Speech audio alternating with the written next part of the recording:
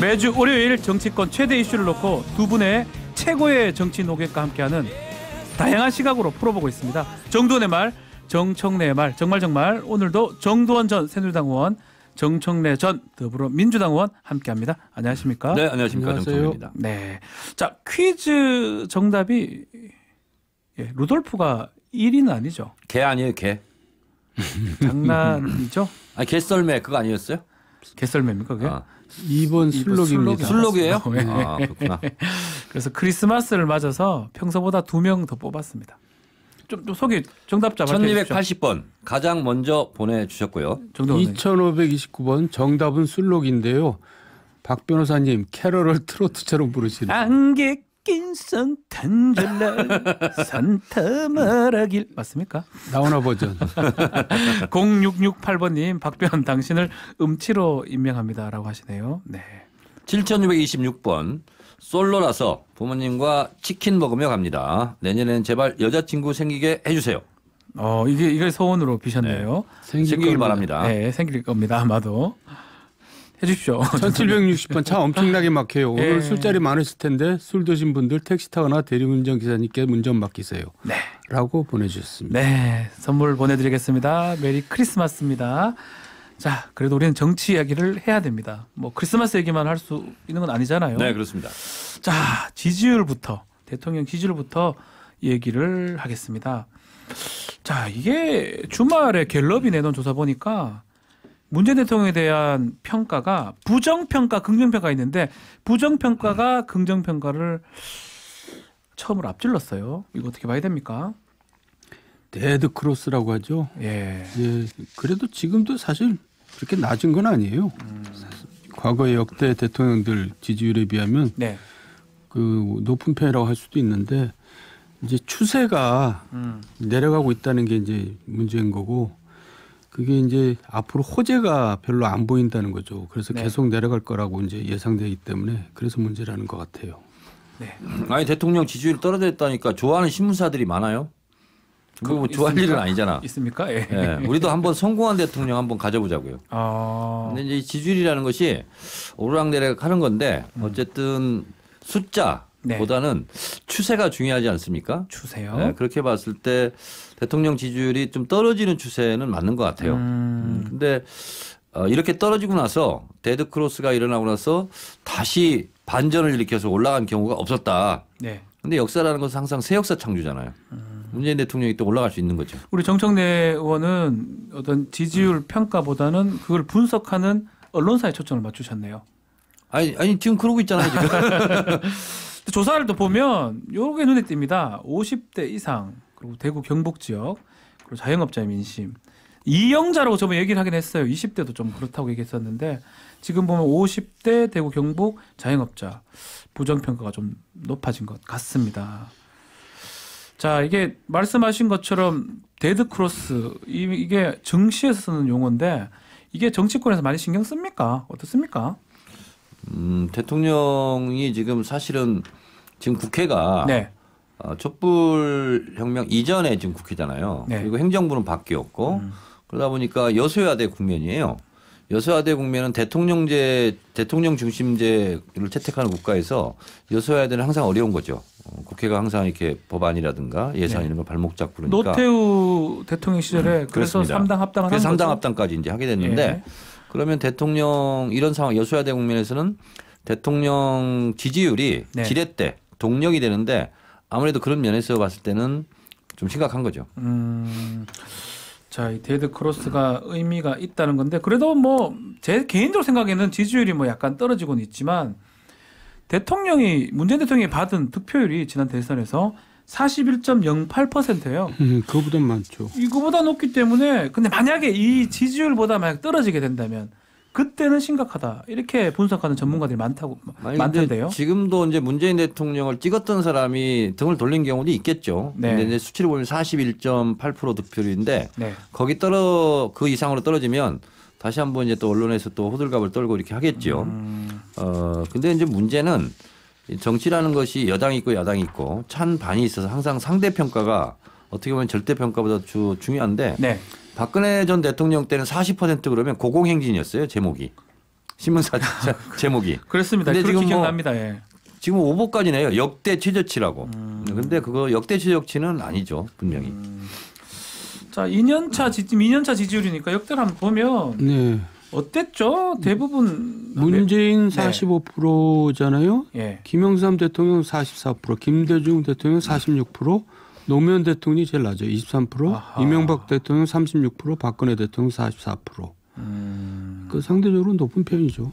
그러니까 떨어지는 추세이긴 한데 그래도 역대적으로 봤을 때는 높다고 보는 게 근데 맞다는 거죠. 워낙 80%를 웃도를 기간이 꽤 길었기 때문에 네. 상대적으로 이제 조금 위기감을 느낄 수밖에 없는 거죠. 그러니까 문재인 대통령이 아마 갤럽 기준으로 84%까지 갔었을 거예요. 네.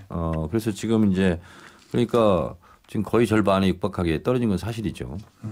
자, 80%에서 그 9월 평양 정상회담 이후에는 3개월간 계속적으로 지속적으로 좀 하락세가 이어졌다는 게 이게 조금 청와대나 대통령 입장에서 부담스러운 측면이 아닌가 생각이 드는데 이거 보고 싶죠. 야구를 좋아하는데요. 프로 스포츠 선수 보면 1년차 참 잘합니다. 근데 2년차 되면 징크스 이런 게 있잖아요. 2년차 징크스. 대통령이나 뭐 권자, 권력도 2년차 징크스 이런 게 있습니까? 초심을 유지를 하기 힘들죠. 사람들은. 근데 정권도 꼭 그랬던 것 같아요. 그 지지율이 또 높은 게 또 오히려 더 악재가 될 수가 있는 게 네. 잘 나갈 때 겸손하기 힘들잖아요. 정권이 오만해지기 되고 이제 불통이 되다 보니까 네.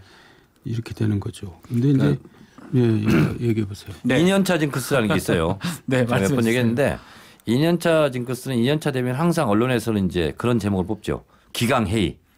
기강회의. 네. 비슷하네요, 지금하고도. 그렇습니다. 네. 그리고 이제 4년차 징크스가 또 있어요. 측근비리.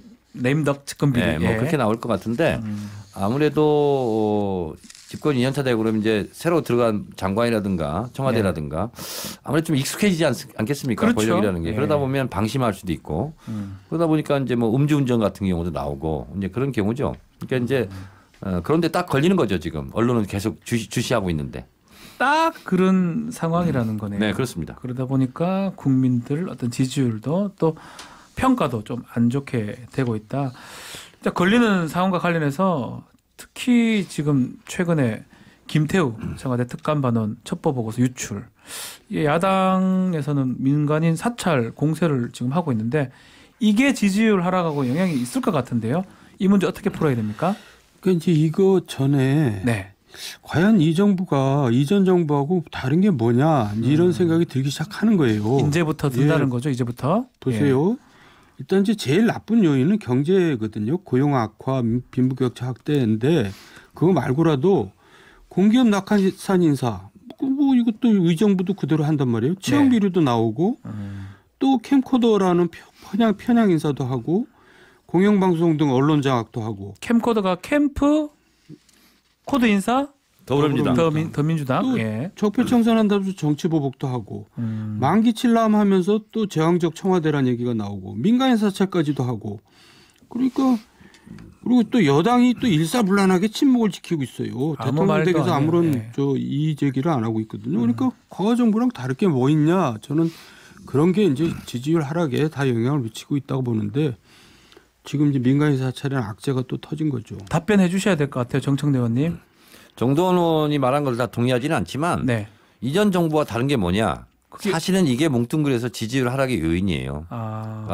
촛불혁명을 통해서 이명박 박근혜 정권과는 좀 다른 정권을 기대했는데 같은 모습을 답습하는 것. 이것이 이제 그렇다면 이것이 지지율 하락의 가장 큰 요인이 될 텐데 민간인 사찰 이것은 과도한 측면이 있다. 네.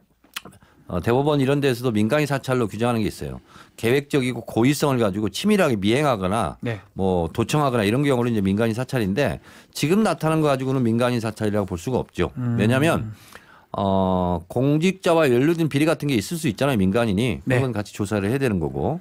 그리고 이제 십상시 문건의 대자뷰다 이런 얘기도 있는데 그렇지 않은 것은 박관전 경정이 그때는 박근혜 정권의 불편한 진실을 보고를 한 거죠.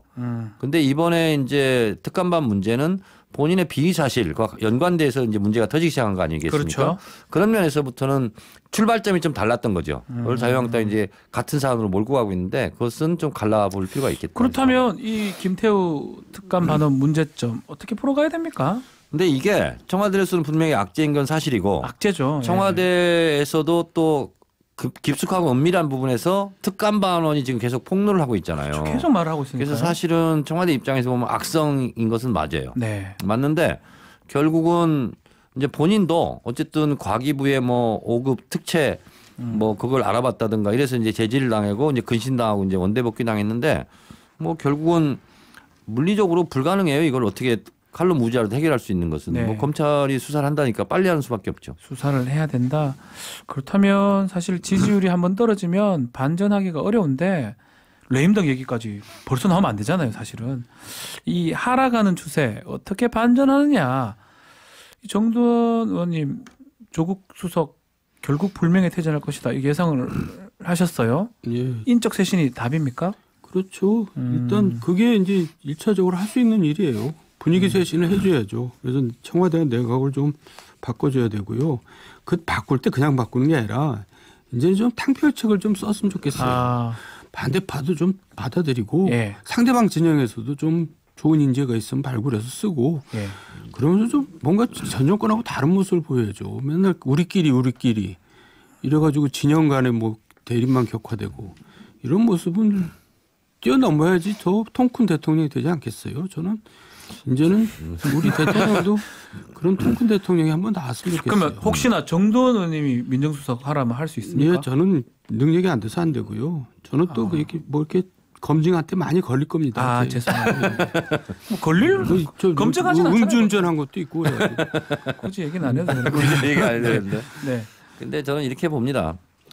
정권은 5년 임기가 보장돼 있고 네. 대선 때 공약을 내걸지 않습니까?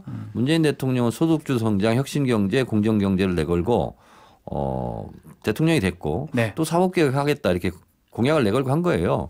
그래서 그 공약을 하지 말아라. 그러면서 결국은 장하성 뭐 김동연 부총리 끌어내렸지 않습니까? 경질했죠. 예. 네, 그런데 자꾸 이런 식으로 밀리면 안 돼요. 조국 민정수석은 가장 상징적인 인사 중에 하나이고 사법개혁을 자초시키려고 하는 저는 그런 음모도 저는 있을 수 있다. 그래서 조국 수석은 자기 맞으면서 가겠다고 그랬어요. 네. 그러니까 그랬더니 또 야당에서는 또 그럼 열심히 두들겨 패겠다 또 그렇게 얘기하던데 어쨌든 조국 수석을 저는 비판하고 공격하는 것은 문재인 대통령을 공격하는 것이라고 저는 간주합니다. 두 분이 이 부분에 인적 쇄신 부분에서는 완전히 다른 얘기를 하시고 있는데 저는 다른 네. 문제가 또 발생해요. 그걸 막기 위해서라도 해야 된다. 이 문제 김태우 감찰반원 문제 말고 네. 또 이게 이제 언젠가는 어떤 식으로 이제 해결이 되겠죠. 또 다른 문제 나옵니다. 그걸 막기 위해서 즉시 필요하다. 저는 그래서 그러기 전에 정리를. 근데 이렇게 해봐 사법개혁은 누가 합니까? 조국 수석 말고 사법개혁 국회에서 해요. 이제 사개특위에서 법으로 하는 거죠. 아유 조국 수석 없으면 우리나라가 일이 안 됩니까? 답변해 주세요, 정찬 의원님. 아니 탁현민 행정관도 그렇게 나가라고 해서 아니 나 결국 못 나가겠다니까 또 조용하잖아요. 네. 그래서 이게 일종의 이제 기싸움이에요. 그래서 예를 들어 조국 수석이 일단 물러났다고 치자. 네. 그럼 가만히 있겠어요? 그다음 임종석 그만둬라 또 이렇게 얘기하겠죠. 그래서 마지막에는 대통령 그만두라고 얘기할 거 아니에요. 설마요. 그까지 더 대통령한테 갈 거를 밑에서 저희가 자진 사퇴하면서 그래서 막아줘야죠. 네. 어쨌든 5년간은 문재인 대통령, 문재인 정부가 책임을 지는 거예요. 그때 평가를 해서 잘못했으면 그때 심판하면 될 일이에요. 네. 아니 지금 축구 감독이 뭐 엔트리 11명 짜가지고 네. 지금 축구 시합하고 있는데 자꾸 주전 빼라고 그러고 누구 빼라고 그러고 그럼 사공이 많으면 되겠어요. 자, 또 두 분 또 말씀 또 대립 지점을 찾긴 찾았는데요. 잠시 광고 듣고 와서 다시 이야기 이어가겠습니다.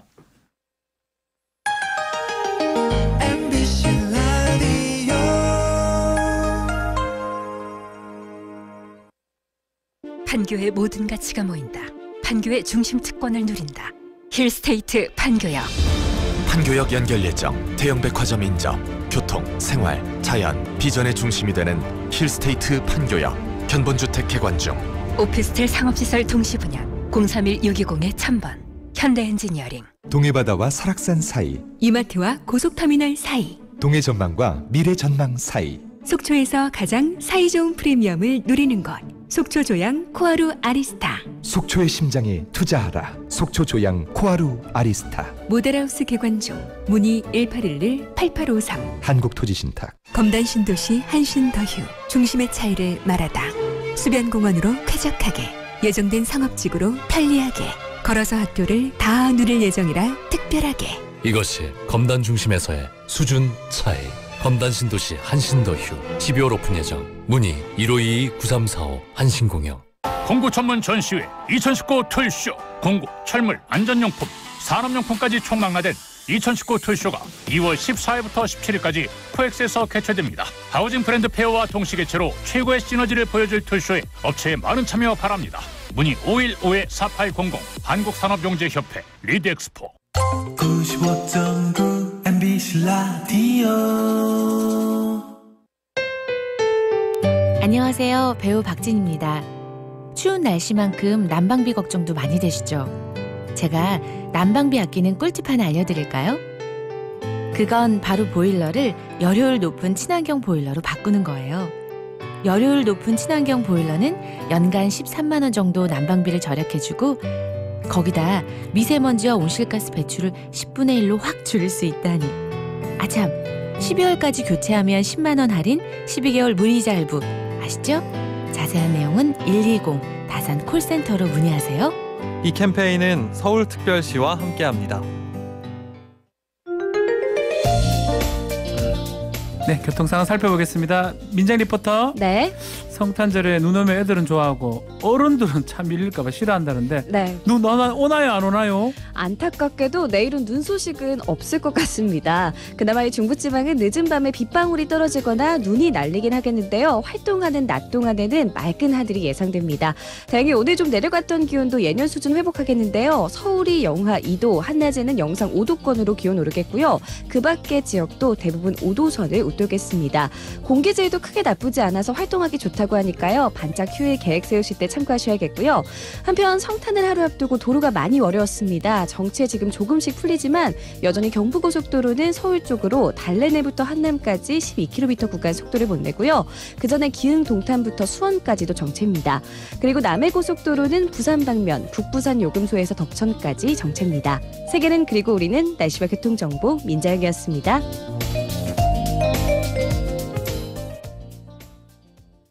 청취자 여러분 안녕하신지요?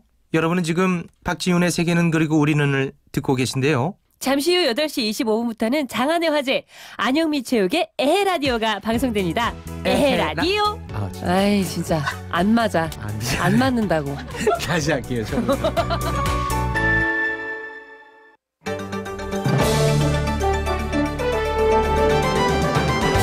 퇴근길 80분간의 시사탐험 박지훈의 세계는 그리고 우리는.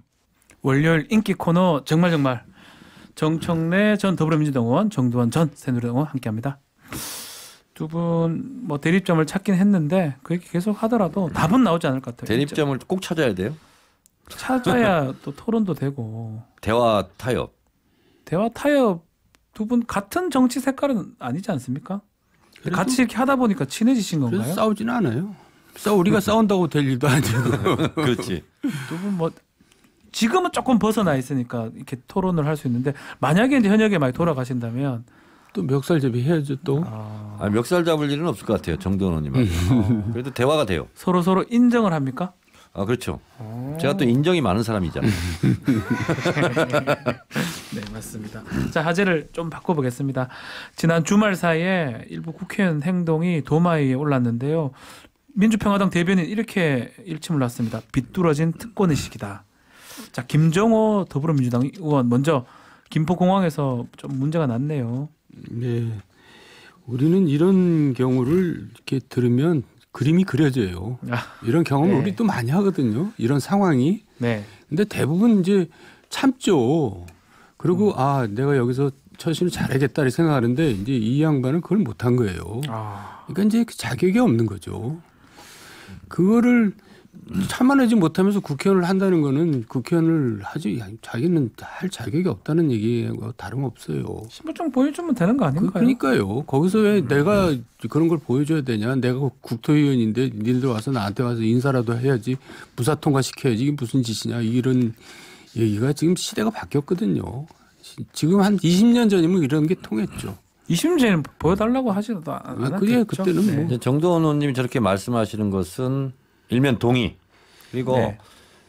이 자체도 문제지만 시비가 붙고 뭐 언성을 높이고 한 것 자체는 이제 분명히 잘못했고 본인도 사과했는데 근데 이제 언론이 보도 안 하고 있는 것을 제가 하나 말씀드리면 네, 말씀하십시오. 보통 국회의원들은 김포공항 귀빈실을 이용합니다. 네. VIP실.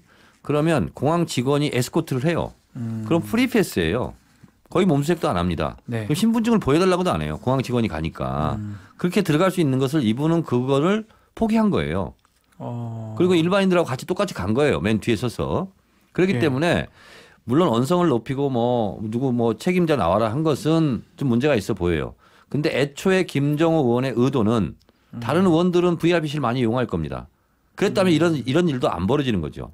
그래서 그런 것은 좀 나눠서 볼 필요가 있다. 잘못된 거는 맞는데 네. 그래도 일반인들하고 같이 있었던 점은 그런 나쁘게 그러니까 보지 말아야 본인이 된다. 귀빈실 국회의원 네. 특권을 오히려 내려놓으려다가 벌어진 일이에요. 이것은. 좀 다 내려놓지 또 그 마지막 그거를 못 내려놓노. 그러니까 시비가 붙으면 네. 아유 죄송합니다 하고 하라는 대로 했으면 그러니까요. 원래 이분은 그럼 더 칭찬을 받았어요. 엄청 칭찬받죠. 그렇죠. 네. 귀빈실도 이용하지 않고 그냥 일반인하고 줄 서서 네. 이게 이제 상식인데 거기서 이제 그런 문제가 불거지다 보니까 본인이 의도는 좋았잖아요.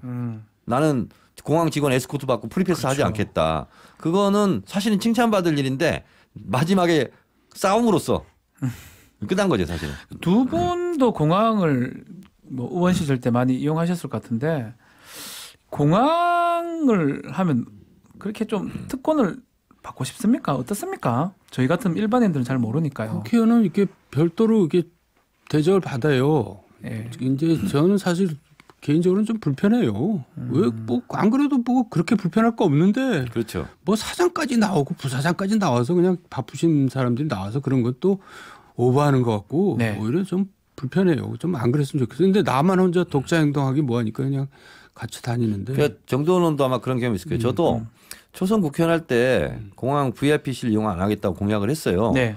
그래서 이제 귀빈실로 저는 안 들어가고 국회의원들이 이제 같이 단체 행동을 할 때 있잖아요. 네. 그럼 저 혼자 그냥 줄 서서 있어요. 그러면 다른 의원들이 막 뭐라 그래요. 불편해하겠네. 혼자 뛰려고 그런다 잘난 척한다 그래서 아. 그것도 되게 이렇게 못할 것 같더라고. 참 쉽지는 않아요. 그런 어려움이 또 있어요. 또 참 그런 게 있네요. 뭐 그러니까 자제 없앴으면 좋겠어요. 그런 거. 그래도 같이 또 타는 것도 아니요. 저희가 불편해요. 아닙니다. 죄송합니다. 예. 네. 그러니까 이제 좀 요새는 빠른 코스도 있잖아요. 그렇죠. 패스트 뭐 이게 그런 있어요. 대로 좀 네. 특별히 해주면 되는 거지. 그걸 방 따로 해갖고 직원이 붙어서 뭐 사장이 나와. 그러니까 제가 이제 국회의원이 아니잖아요. 네. 그래서 저도 이제 외국을 나가 보면 또 그런 대로 불편할 것도 없어요. 미리 가서 짐 붙이고 네. 그리고 줄 서서 들어가면 특별할 것도 없어요, 사실은. 근데 이제 이런 경우가 있어요. 국회에서 본회의가 있다. 근데 이제 시간이 안 되는 거예요. 네. 그럴 때는 이제 막 시체말 쏘거든요, 막 공항으로. 그런 경우는 이제 뭐 공항 직원이 나와서 뭐 이렇게 에스코트를 하면 아무래도 절차는 간소화 되죠. 미니의 권유진님이 공무가 아닌데 VIP실을 쓰는 거는 좀 말도 안 된다 이렇게 하셨는데 이건 아닌가요? 공무였을 거예요, 이 사람. 여기는 이제 출퇴근한 거고. 네. 아, 출퇴근. 외국에 나갔을 때는 대부분 공무로 나가죠. 그렇죠. 공무일 때는 저는 인정을 해줘야 되지 않을까 생각도 드네요. 자, 또 한 분 더 있어요. 민경욱 자유한국당 의원. 그러니까 이번 정부에선 잘 지내요 하니까 침을 뱉었다 이런 얘기를 했어요. 지역구 그 주민이. 근데 또 비염이 들어서 코가 나오길래 돌아서 침을 뱉었다. 침을 뱉는 게 참 오해를 살만한 행동 아니에요? 제가 웃어서 그런데요. 오해가 아니라 잘못된 것 같은데. 침을 그렇게 많이 뱉지 않잖아요. 이 일반인들은. 역시 이 상황도 역시 정청래나 저나 그려져요. 왜냐하면 국회의원들이 그런 대접을 또 많이 받아요. 유권자들이 싫어하는 사람이 많잖아요. 네. 명함 주면 찢어버리고 본인 앞에서 명함 받으면 찢어버리는 경우도 있어요. 또 욕짓거리 비슷하게 하는 사람도 있고 그래요. 그러면 속에서 그냥 굉장히 좀 부부를 하죠. 근데 사실 감정 노동자거든요. 예. 국회의원도. 예. 그거를 자기가 나름대로 국회의원으로 대접받는 부분도 있으니까 참아내야 되는데 그걸 못 참고 이제 저렇게 행동하는 거는 저 국회의원답지 못한 거죠. 비염이 도졌을 가능성은 없나요? 코가 나오면. 아, 근데 비염이라도 아무데나 침 뱉으면 그렇죠. 그 옆에 사람이 벌금 물어야 되는 거 아니에요? 몰래 해야지. 그걸. 비염이 예의가 아니죠. 그것도 안 맞다. 그러니까 이제 이런 경우가 있죠. 정도원 의원님도 경험했을 텐데 이런 생맥주집 이런 데 맥주 한잔 하잖아요. 네.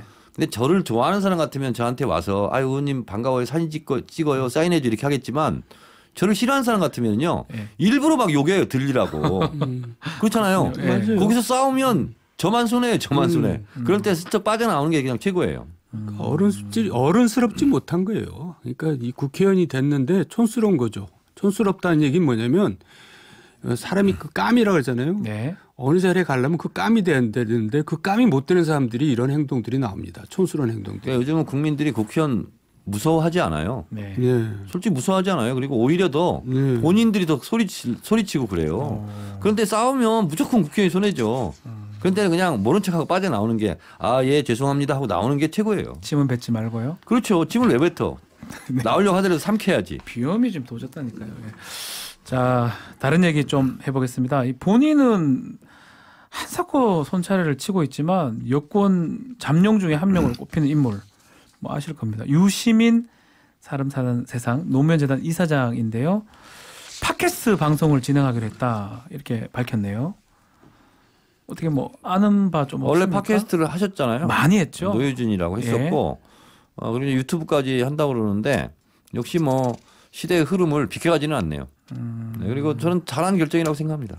뭐 정도는 어떻게 보십니까? 저는 이제 이분이 유력한 대선 주자라고 제가 얘기를 해가지고 뭐 증시까지도 뭐 유심 테마주가 나오고 그랬는데 그런 걸로 봐서는 좀 일찍 나온 것 같아요. 제가 볼 때는 좀 더 천천히 나왔어야 되는데. 그러니까 본인이 정계 복귀는 하지 않는다라고 얘기한 거 말은 아닐까요? 그렇게 하지만. 근데 우리 정도원 선배께서 유시민 테마주 뭐 주가 얘기했잖아요. 그 자기들끼리 돈 벌려고 그냥 하는 식이 나하고 상관이 없다. 또 이렇게 얘기를 했어요. 그건 아니까 테마주 자체는 별개 얘기고, 그렇지. 우리나라 증권시장도 엄청나게 천박하잖아요. 그러니까 뭐 지네들끼리 진짜. 정두원 테마주도 있습니까? 없죠.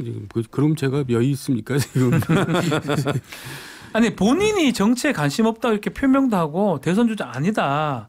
그러면 여론조사 같은 거 할 때 빼줘야 됩니까? 아니면 넣어야 됩니까? 그래서 본인이 중앙선관위에 빼달라고 공문 보낸대요. 얘기해야 됩니까? 보낸대요. 아니 지금까지는 유시민을 넣고 하지는 않았어요. 네 앞으로 말이죠. 예. 예. 그런데 이제 왜냐하면 공식적인 자리가 아니거든요. 정치인도 아니고 국회의원도 아니고 그러니까 근데 이제 그 어떤 여론조사에서 유시민을 넣고 이제 자기네가 자체로 돌려봤더니 가장 높게 나오더라 그렇게 얘기를 하더라고요. 그러니까 이제 그건 뭐 본인도 난 돌려봤을 거라고 생각해요. 본인이 혼자서? 그러면 안 돌려봤고 그건 아닌 것 같고. 그리고 반대로 본인은 굳이 본인이 뭐 빼달라고 하는데 뭐 빼주겠죠. 이런 경우도 있잖아요. 본인은 정말 유력하다고 생각하는데 자꾸 후보에 빼는 거예요. 자기는 여론에 들어가지도 않은 이런 경우는 없나요? 그런 경우 많죠. 그럼 얘기합니까? 나도 좀 넣어달라고?